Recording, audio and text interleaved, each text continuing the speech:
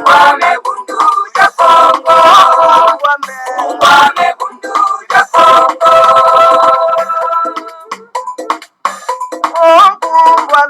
Ngwame bundu ya Kongo. Ngwame bundu ya Kongo.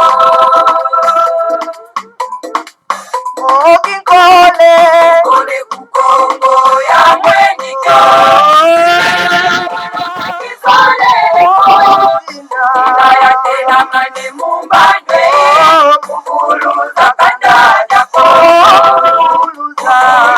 Kanda ya Kongo.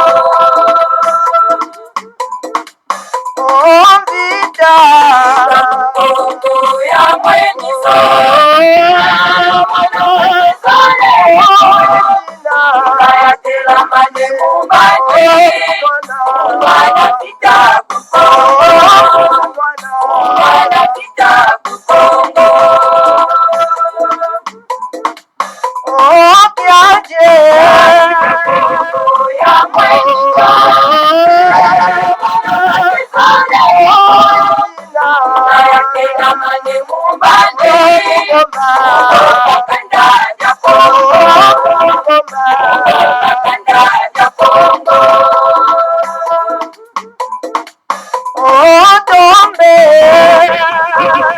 Ya mwenike. Unayatela mane mumbane. Kusoma kende kukongo. Kusoma kende kukongo.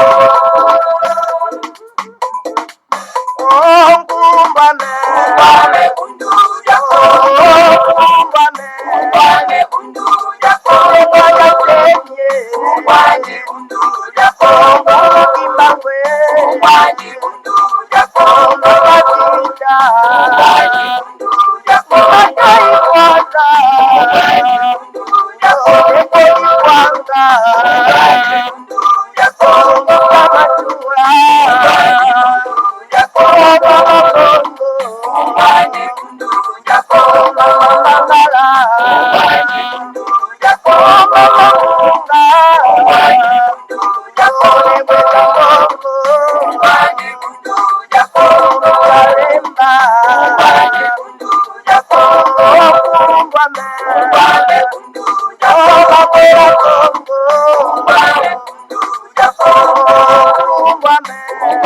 bundu ya Kongo.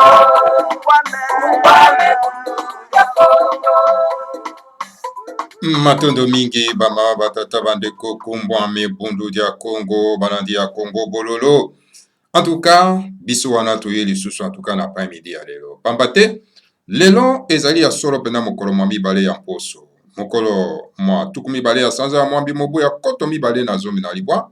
Tokomi bongo na ngonga ya zomi na mine na miniti tuku mibale na moko ingi koloba ngonga ya mibale na miniti tuku mibale na moko ya sima ya nzanga. Ezali wabino mbuta bopelo bobala elingi koloba malamu koloba. Tupesi bino banso bayenge bambote pe balosako na bino banso bama batata bandeko balandi ya Congo bololo. Biso wana toye lisusu na pokwa na après-midi ya lelo po tosolola. Lelo tokosolani. Lelo tomemeli bino solo pena tuka Congo Dieu to le grand maître Fumwanda Nsemi.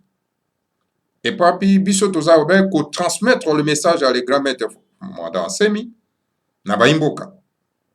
Pambate bolobate non biso toyoka kite to mona kite o wana tuke kozalo kuta monene na kati ya mokilo bama batata bandeko. Congo Dieu to ezali bulletin d'information à le grand maître Fumwanda Nsemi. Wazali kokoma tango iso pona ko informer biso.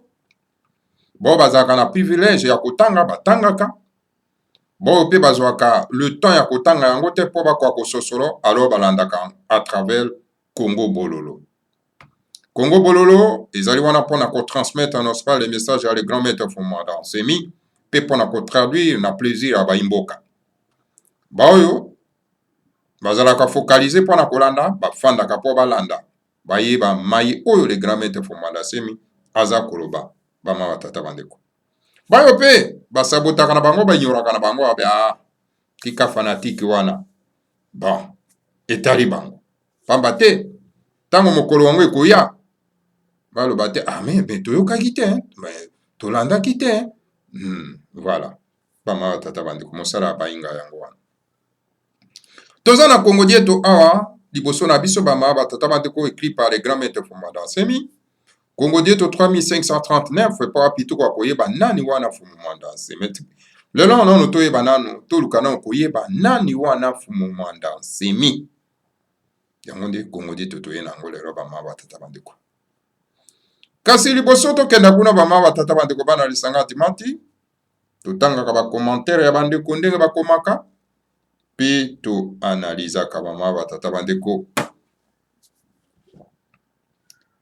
yana bandeko mosusu ils ne sont pas contents ya travail abati par mbuta bopele bobala mpona kotransmettre le message à les grands maîtres Fuma Dansemi olie bango bayoka yango esengo basepela mpe babwaka bafololo ndenge bayimboka balobaka me bango bazoyoka nde mabe baza koyoka mabe bakomi kokalifie biso nde batraître bamama batata bandeko bana lisanga atimati ndeko moko na nkombo ya donc kalu un kalu oyo babengi ye mbuta kalu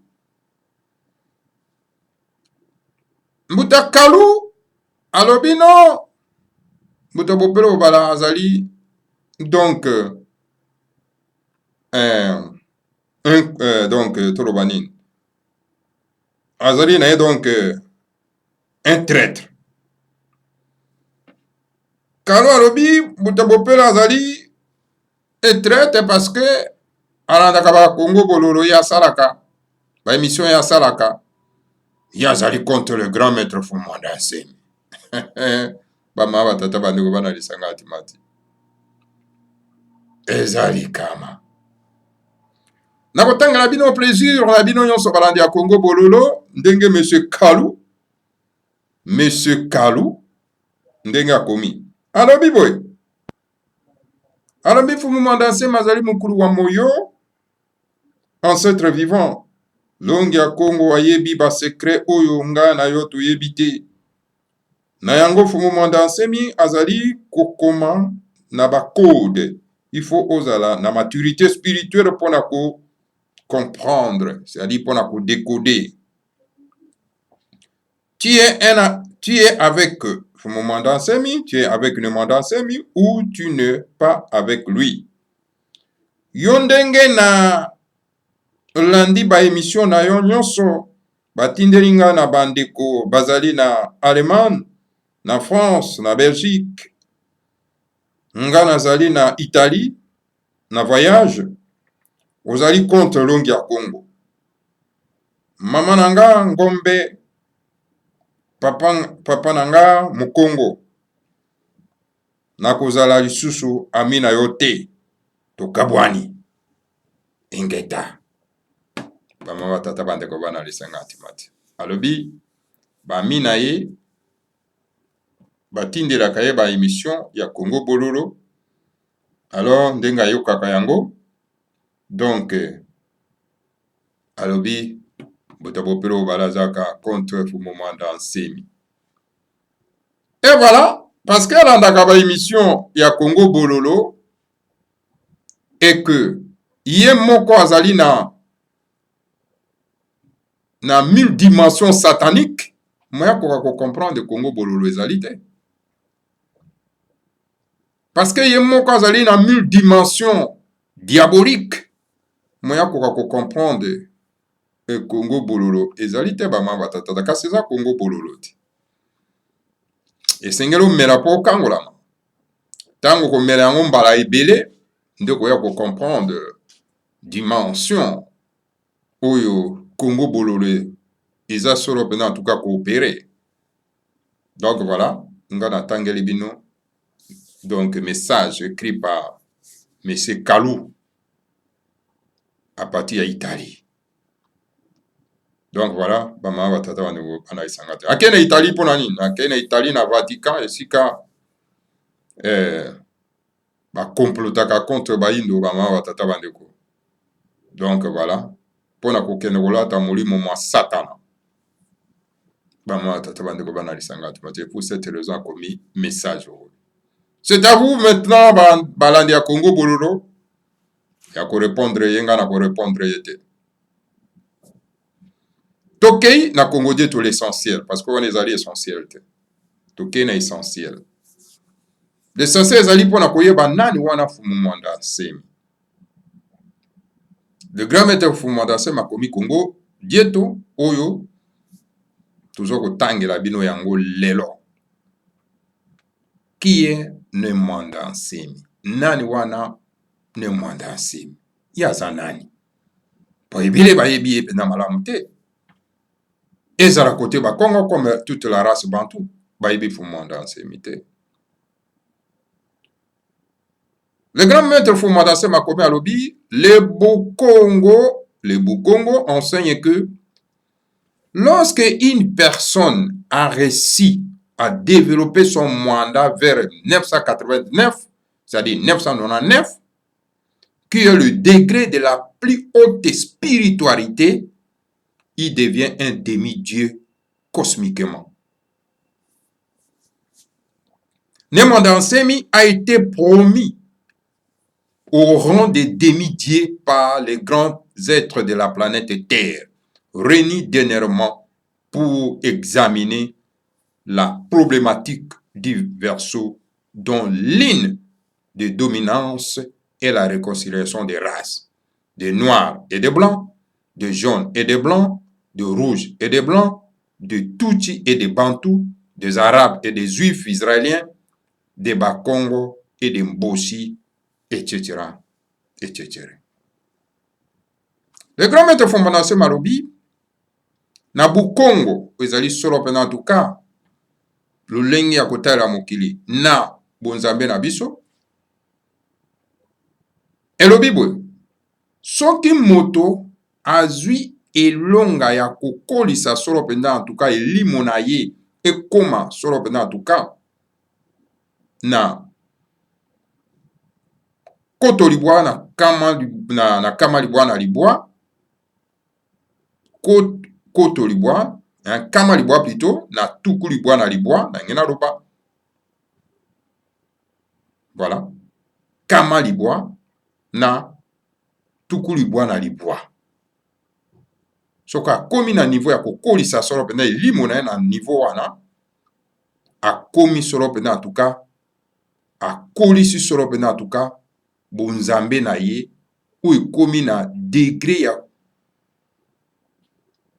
nzambe na kati ya mokili oyo bamama batata bandeko. Akomi demi-dieu. Parce que atteindre 999 degrés. Alors que ne Nemandansemi, ye si komisi ye donc demi-dieu na bakoko na biso oyo balonga na ya planète Terre. Ya mabele oyo. Et puis bango basangana qui sont là pendant dernièrement pe ba examiner solo pendant na likambo etali solo pendant ere ya Kinatimasa. Et puis wapi esiko yo wapi bama batata bandeko na likambo etali réconciliation ya barasi boyokanisi ya boposo ya baloposo. Parce que baloposo eza na mikakatano boyokana ezali te. Na likambo etali boyokanisi ya loposo entre baindo na bamindele, baposo mosaka na bamindele, baloposo ya motane na bamindele, batuti na babantu, baarabe na bayuda, et puis bakongo na bambosi, bongo na bongo. Alors maintenant, toyeba, qui est Nemandansemi? David Ben Gurion, l'auteur de An Judenstaat, un État juif, est la réincarnation de Maître Jésus qui, en 1948, a restauré l'État d'Israël. Dans l'histoire de l'empire du Congo d'Antotela, qui est le grand pays fédéral du Golfe de Guinée, le roi Vita Kanga est le grand roi, le héros de la guerre de Mbwila, qui a été conduite par lui-même le roi Vita Kanga, assisté de l'abbé Lubeladio, qui était donc un prêtre catholique, qui était un grand nationaliste Congo. Na yango bama batata bandeko totuni motuna oyo nani wana fumu mwandanse nani wana ne mwandanse.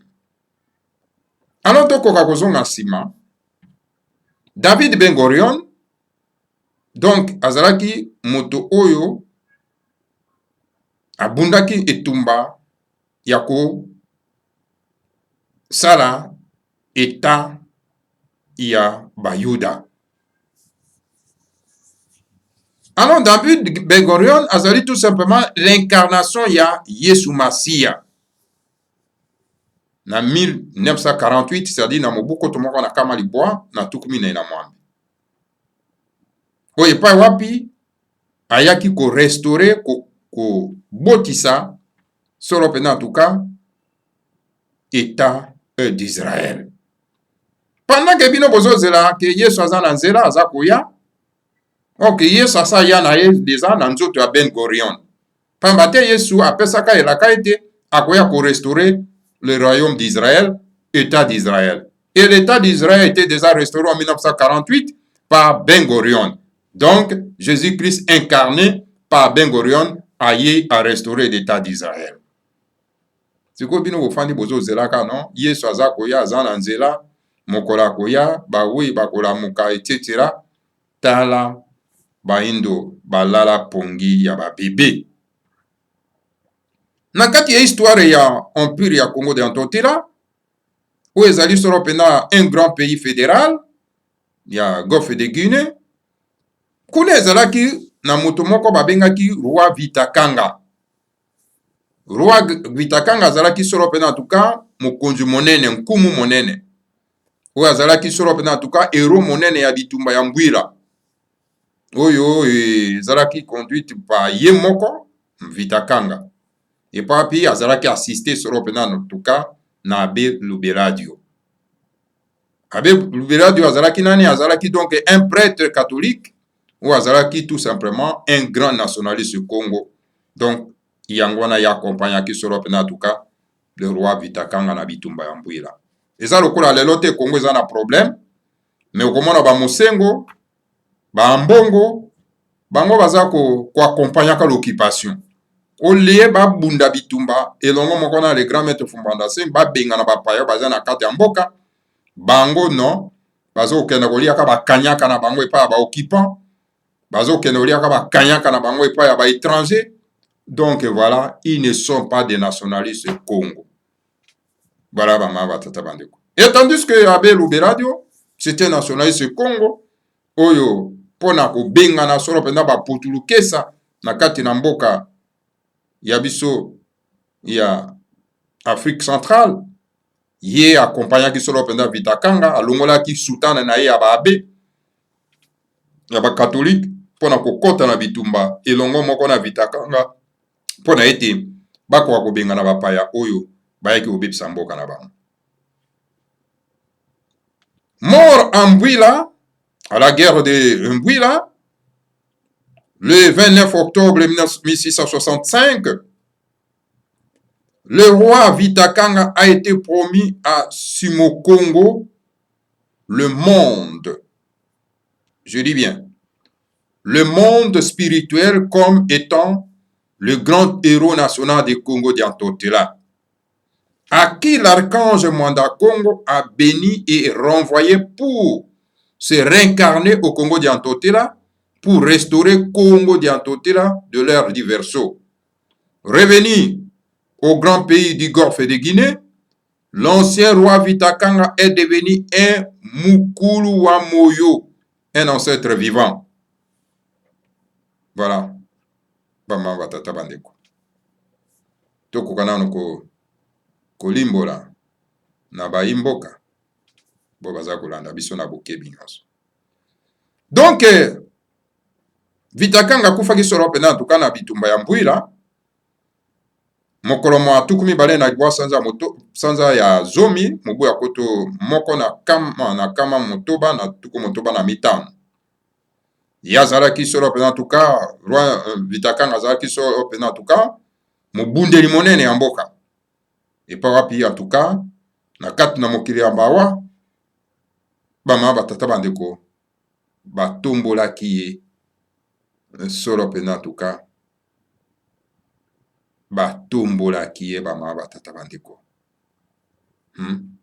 roi Vitakanga batombolaki ye solo mpenza na rang ya bato ya minene batombolaki ye bama batata bandeko parce que yazali héros national ya Congo dia ntotela epa wapi l'archange mwanda Congo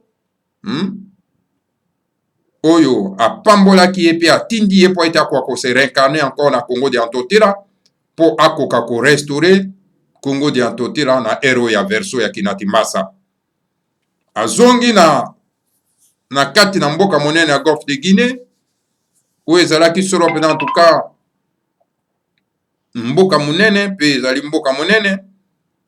Alors na yango l'ancien roi Vitakanga a commis solo mpenza en tout cas mokulu wa moyo, c'est-à-dire que un ancêtre vivant koko na bomoi. La maison du père a 7 portes. Maintenant toza kote abino sikoyo la spiritualité oyo. La maison du père a 7 portes. Il y a 7 esprits qui se tiennent devant le trône de Dieu. Le maître Jésus est sorti par la 6e porte. En 1948, Yahvé, le Dieu tribal du peuple judaïsme, a confié au maître Jésus la mission de restaurer l'État d'Israël. Nemwanda Nsemi est aussi sorti par la 6e porte.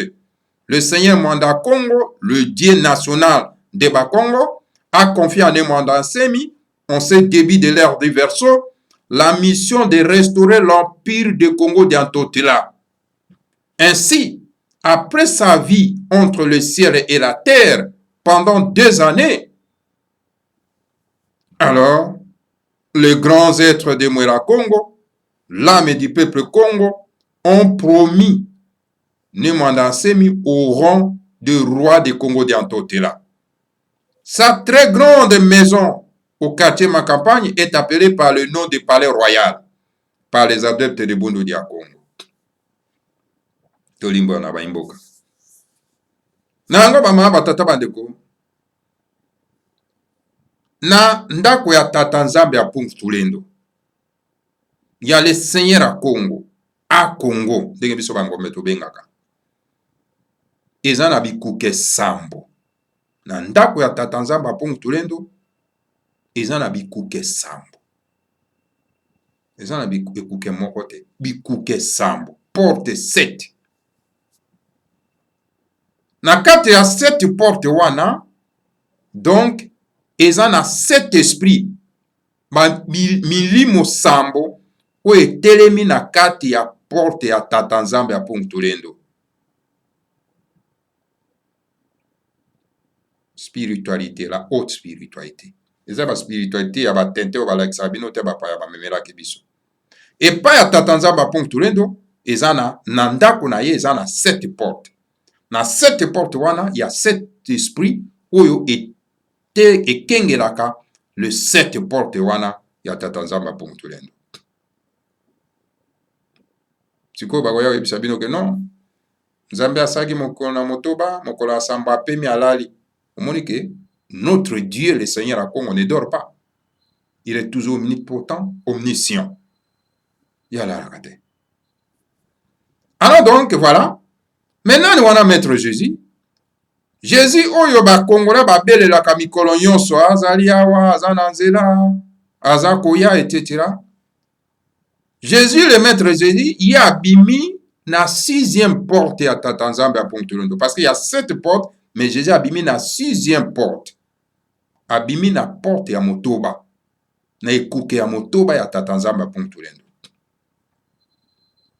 Na 1948 na mobuko tomoko na kama lwa tukumene na mwambi Yahweh oyo azali nzambe ya peuple ya bayuda, azali nzambe ya bakongo te, azali nzambe ya bangala te, azali nzambe ya bamongo te, azali nzambe ya baluba te, azali nzambe ya banande te, azali nzambe ya batetela te, azali nzambe ya balokele te. Yahweh azali nzambe ya bayuda.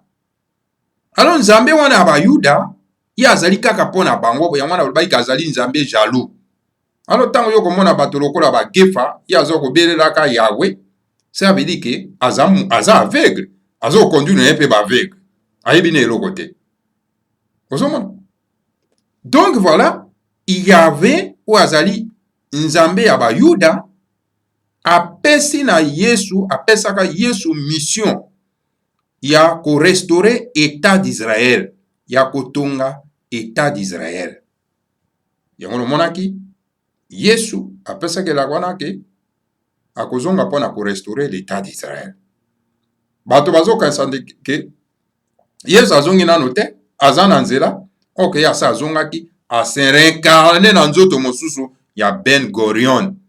Yango wana état d'Israël ezaki instauré na 1948.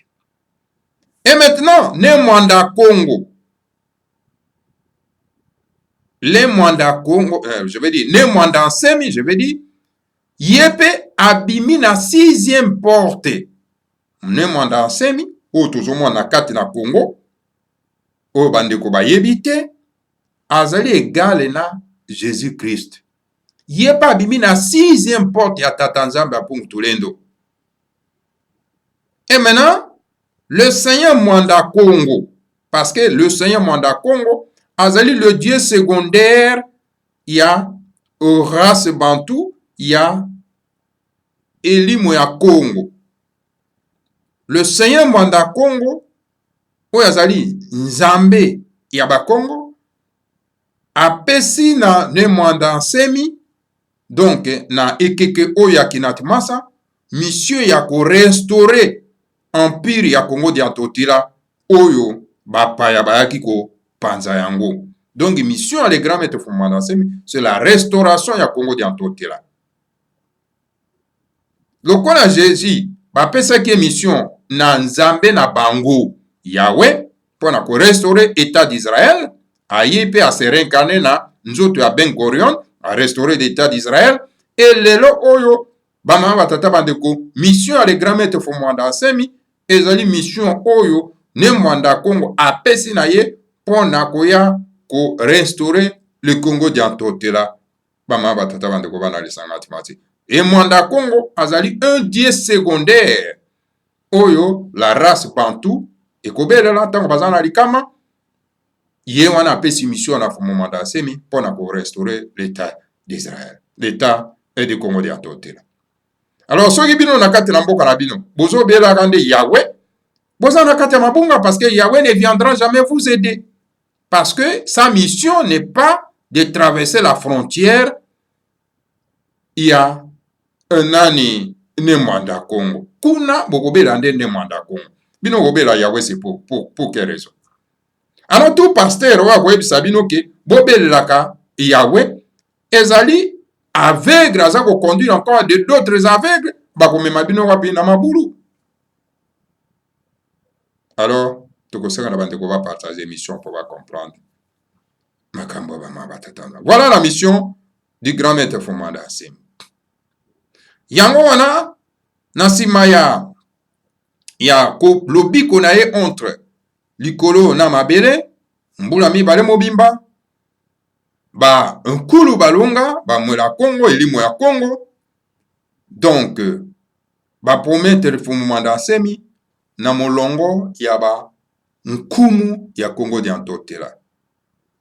Alors na yango mission na ye munene na donc plutôt ndako na ye munene na quartier ya ma campagne ezali donc babengaka yango na kombo ya Palais Royal, donc ndako ya nkumu. banani babengaka bongo badepte ya bundu dia Congo, bato babengaka bongo bamawa tata bandeko. Nakanisi comprendre sikoyo malamu mission ya le grand maître Fumu Mwanda Nsembi. Yango titre na biso qui est Fumu Mwanda Nsembi. Il y a en Djili une femme au Congo appelée Yaya Mvidou. Elle est une Mandona Mutandu. Son mari était un grand féticheur. Bolanda madame, c'est un grand féticheur qui était corrompu par le régime en place pour tuer le Mwanda Nsembi par la sorcellerie Kindoki. C'est Fumu Mutandu est allé à Mbetenge pour solliciter concours de Mbetenge, afin que le Mwanda Nsembi, qu'on n'a pas pu tuer par les armes et qu'on cherche en vain sans résultat, soit tué par la sorcellerie Congo. Tout s'est bien passé avec les féticheurs de Mbetenge. Ainsi, de retour à Kinshasa Djili, Yaya Mvidou a organisé une grande assemblée mystique. Zola, Basangana Fils, Mantezolo et Sekimina Congo étaient là. Pendant la parole, Yaya Sekimina Congo a dénigré Longia Congo ne Mwanda Nsembi en disant il a vieilli, ne le suivez plus.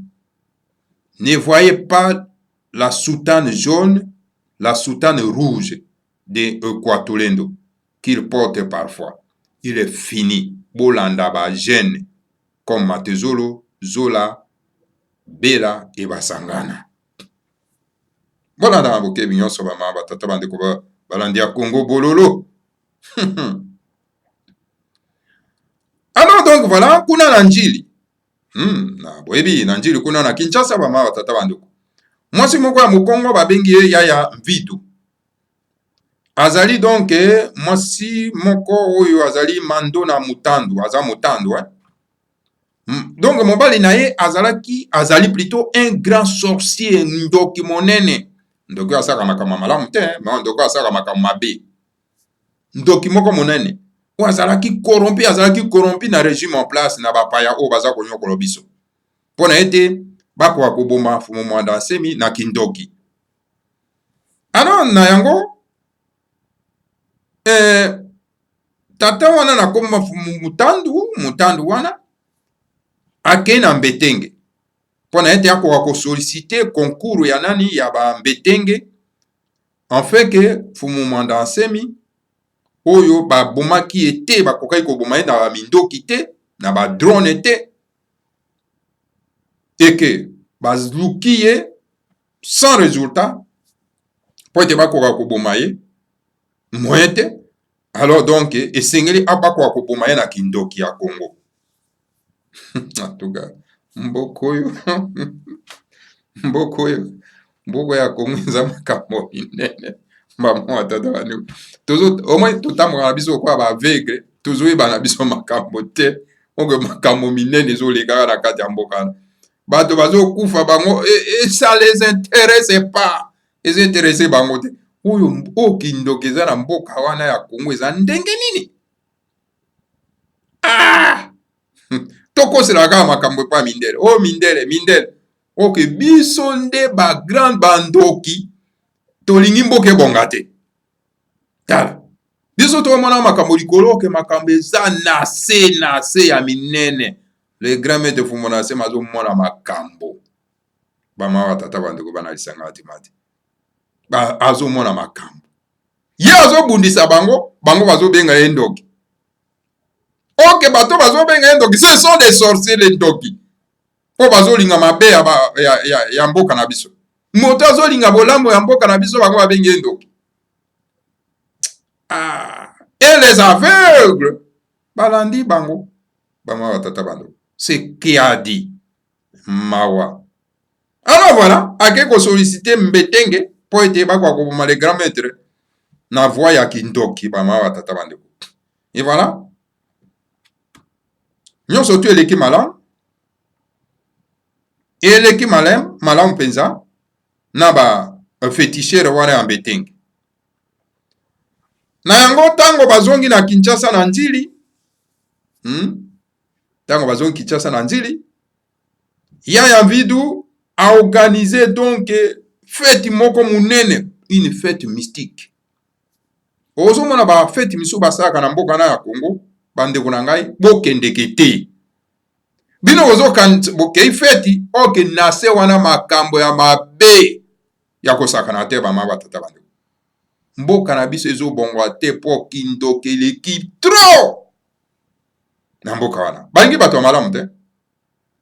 Alors ba organiser fête moko munene. Na fête wana bomonaki ba zola, basanga na fils, ba matezolo na iya ya sikimi na Congo, bango tu bazalaki wana. Alors donc, iya ya sikimi na Congo azwi maloba, akomi ko dénigrer longi ya Congo. Alobi yo, ne mwanda nsemi, iya sa komi na ye mpaka, bolanda ete. Bolanda ba sutani wana te ya mosaka aza kolata na sutani ya motane wana aza kolata ya Kwatulendo. Bolanda yango te ndenge azo kolata biloko wana. Asa asili na ye, asa asili. Bino ba jeune, bolanda na bino ba jeune lokola ba matezolo, lokola ba zola, lokola ba bera, lokola ba basangana. Wande ba jeune batu balanda. O bazo teka mabele na bapaya. O bazana likopa na ba Hippolyte Kanambe, motuti rwandais, mouta, bapaya, balanda ba traître. De retour à Kinshasa, bien armé sur le plan fétichiste de Mbetenge, Nemwanda Nsemi a apparu au mari de Yaya Mvidu et lui a dit que Tula kweno mokinju kanfwene monko ngevu vingana mo. Cette parole de la sagesse Congo dit ceci: placer autrui dans la marmite de Kindoki, cela ne le tue pas. C'est toi qui vas le remplacer. Ayant été menacé ainsi par le redoutable niveau du grand guerrier Milando Miambumba de Mongoluvala, le pauvre Mfumukita et mari de Yaya Mvidu est mort. En tout cas, maman, tata bandeko. Omani, bino bato bozolo baga makambo ale gramete. Boye bina bino makambo te. Bozo mona ka makambo likolo likolo. Les grands-mères azo bunda bitumba ya haut niveau. Na niveau planétaire. Pas seulement que ba Congo, pas seulement que la race bantou, o bazo ko bundisa ye, pas seulement que la mandoki ya Afrique, ya kachopa bazo bundisa ye, pomona ki bandoki bango bakana ko sangana kuna na nini na Kampala et pas Museveni. Boyebite pourquoi bakana ko sangana kuna? Bama batata bandeko. Donc bitumba le grand maître azo ko bunda ezali donc bitumba moko planétaire. Bozo ngoma sekite. Oh non, Saliboy. Oh, Saliboy. Eh, Saliboy. Vous ne savez rien, vous êtes des aveugles. Boyebi na bino makambo te. Donc voilà, bama batata bandeko bana lisanga tumati. Tanga zongi na Kinshasa, bien armé na fétiche ya Mbetenge. Et maintenant, Nemwanda Nsemi abimeli, omoni tango yake ndeki mutu wana, oyo Maria Milandu wana. Ake albike bon, voilà, azui nguya te. Abi bon sikoyo azongi na Kinshasa akokenda ko boma sikoyo le grand maître Nemwanda Nsemi. Azongi na Kinshasa, bien armé na ba fétiche wana na ba kisi wana. Alors maintenant, Nemwanda Nsemi abimeli mobali na ye ya Mvidu alobi na ye boye. Tula nkweno mokinju kanfweno moko Nge Wuvinganangmo. Cette parole de la sagesse Congo dit ceci et le Bible. Placer autrui dans la marmite Kindoki. Zua mutu mususu otia ye na nzungu ya Kindoki. Na nzungu ya Kindoki. Bama batata bandeko. Alors na yango, na tango wana ekoboma ye te. Yonde oko remplacer na nzungu wana ya Kindoki. Tango ba menacer ye bongo par le redoutable niveau grand guerrier, donc Mubundeli Monene, ya Milando Miambumba, ya Mongo Luvala. Alors le pauvre Fumukita na mobali na ye un vidou bakufi. Mayere siliba ba matezolo ba mamba tata bandeko bara isagadi badi. Makambo eza minene. O eza makambo moko ya haute dimension. Planète Terre eza terrible, bandeko. C'est terrible. E bandeko bazo bebisa souffre na bango pamba ya kolandaka ba politika ero oyo kwe bazana bango ba aveugle. Ole balanda na bango moto ya simbi solo pendant la planète Terre na maboko. Ah, c'est qui a dit, hein? Qui a dit bandeko na ngai? Qui a dit?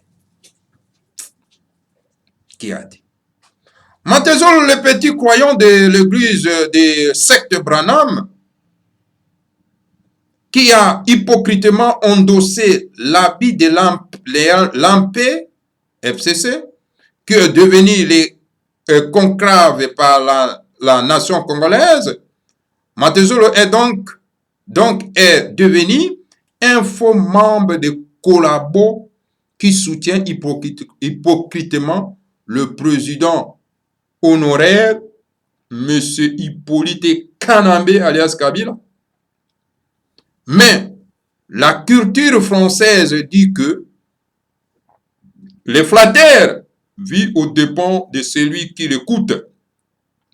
Et la sagesse Congo dit que Kutu di Mufiona Dianzengi, traduit en français, cette parole de la sagesse Congo dit que on ne peut tromper, manipuler constamment qu'un Kizengi ou un imbécile. Matezolo azali solo pena en tout cas, mon senzi ya secte ya Branham, le grand maître lobby, église de Branham. Moi j'ajoute encore beaucoup plus mon senzi ya lingomba ya ba satana ya Branham. Oyo hypocritement na hypocrisie na ye akei ko lata elamba ya ALP na FCC. Donc oyo bazana conclave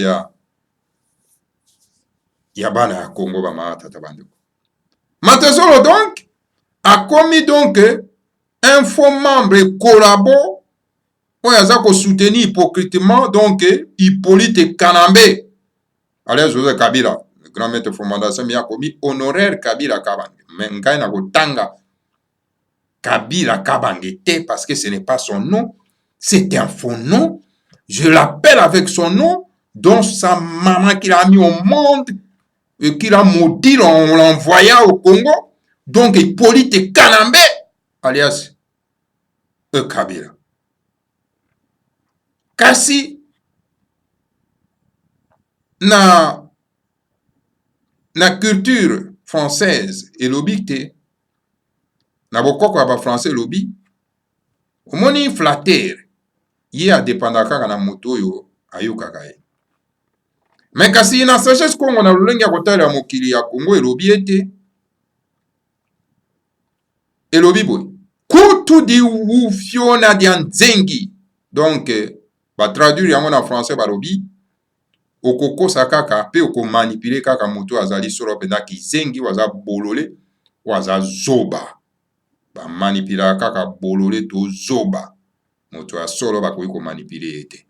Omoni ba mama oyo bakendaka lepa ya ba pasteur charlatan ba commerçant spirituel bazaka ba bizengi ba zoba parce que bazo komona ete pasteur wana mosala na bango donc kozwela bango mbongo, alors bango bazokende kaka mawa.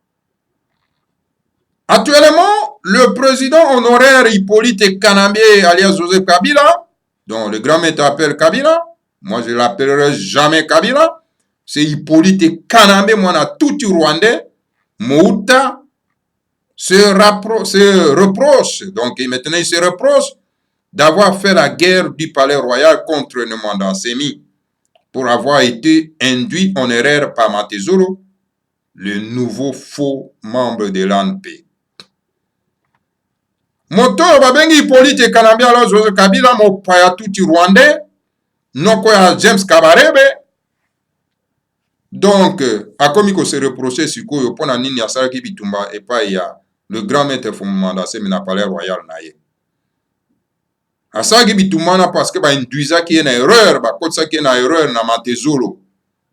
Ou azali solo pena nouveau faux membre ya ANP. Rassuré par Shadari, qui l'oppose au seigneur Kimbangu, qui soutient farouchement Nemwanda Nsemi, son professeur assistant à l'université de Cœur du Soleil. Donc, rassuré par Shadari, rassuré par Shadari, ou azako s'opposer sur en tout cas dans Mboulouz Kimbangu, ou azako soutenir vraiment franchement donc Nemwanda Nsemi, ou azali professeur assistant dans l'université ya mokili molimo kuna na katikati na moi bama batata bandeko. Alors, par faute du mensonge de Matezolo, Shadari et Kalunda Motov alias Kalev, ou azali donc membre de l'organisation terroriste liée à Al-Qaïda, moi j'ajoute là-dessus, qui ont manipulé M. Hippolyte Kanambe alias Joseph Kabila, le grand maître l'appelle Kabila. Le conseil militaire de la RDC a donné au général Kanyama, deux missions. Primo, tuer Nemwanda Nsemi. Segundo, détruire son palais royal. Et le général Kanyama n'a pas réussi à tuer Nemwanda Nsemi. Et il n'a pas réussi à détruire son palais royal. Comprennent ainsi que ce monde n'a pas le pouvoir de tuer un grand initié Congo. Allah Akbar.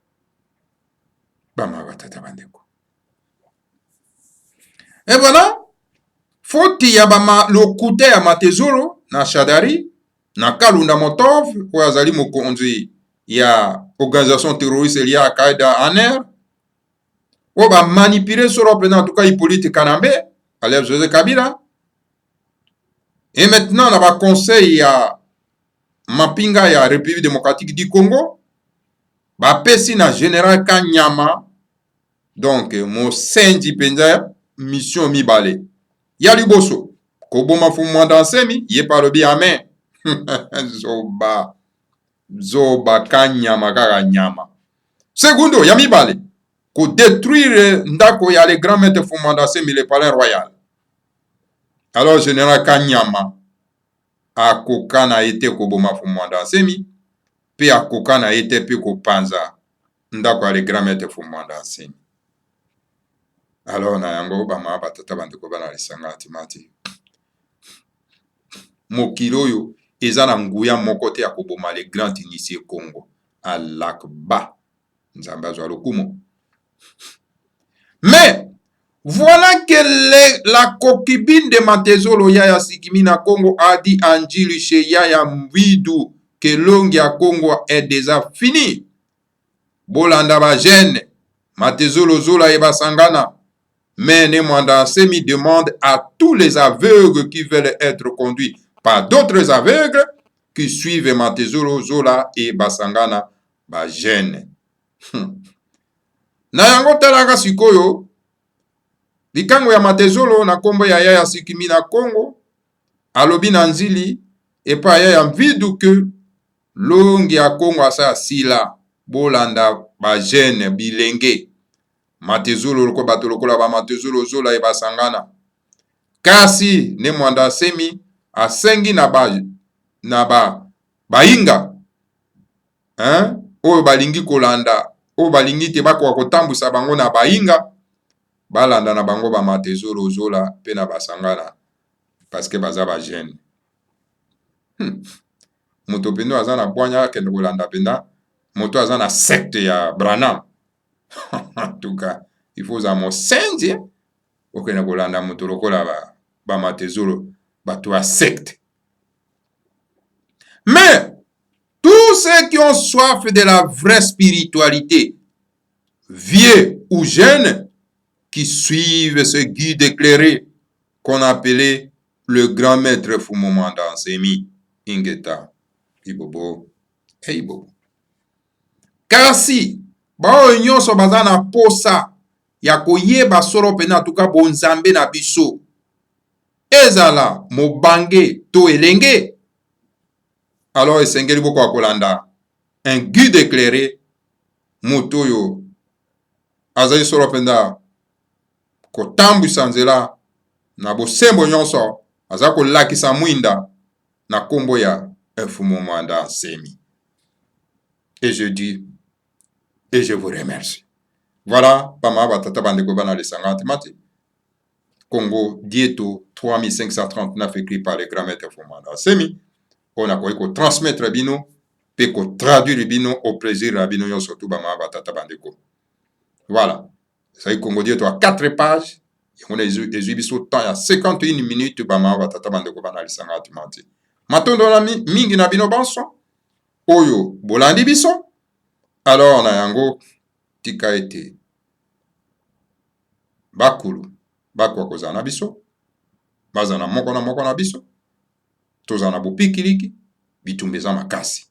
Bama batata bandeko, bitumba oyo fumuki mbanga bundaka yango, tanga aza kobunda biso tozoyeba te oke bitumba eza makasi.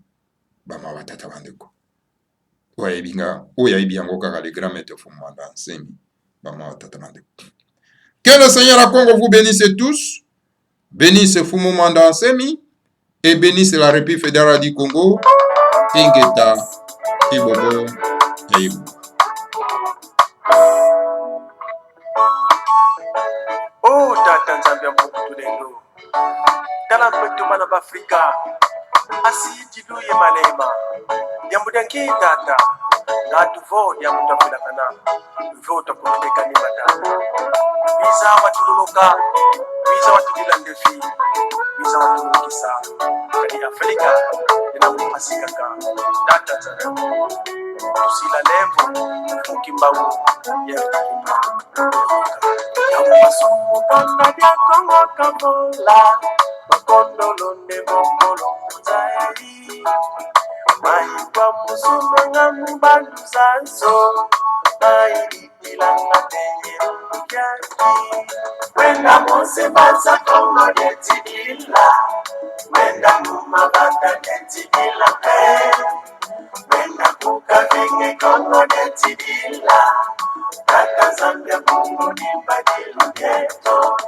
Masumu Makongo Vukila Tata, Kana Vombe na Mapaki Kutube, Kana Vombe na Madome Mosukala, Netikulo Bado Wale Kukila Mo, Kongo Deti Vindumbu Kanga Vabombe, Etima Wazala kwa Mani Munade, Kandipa Sisa Nisi Nyongele Kiteso, Tata Banzila Pasisa Kongo Wango, Wenda Mose Baza Kongo Netidila, Wenda Mumabata Netidila, Wenda Kukavini Kongo Netidila, Zambia Kongo Netidila, Masumu Makongo Vukila Tata, Kana Kumbe na Mapaki Kutube, Kana Kumbe na Madome Mosukala,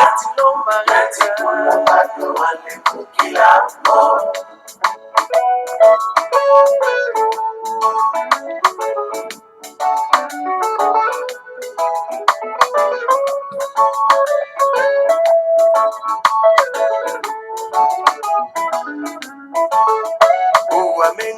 eti kubanga kukongo uwa manzanga mubumba wena pe myamyo mechidilanga wa kongo tata bana kongo kudusu ya lunga wenda musibaza kongo netidila wenda mumabata netidila wenda kukabini kongo netidila Zambi kongo nibayiluketo Masumu makomale mbukila Tanzania Kana kumbi na mawaki kutupe Kana kumbi na madombe monsukala Tilomba tuwale mbukila mo Tafutu muna kongo kuchabafa Yenze gansinga mamunde kinkole Vanisa kongo vajandu kya kitindo Mokitima medomina umakana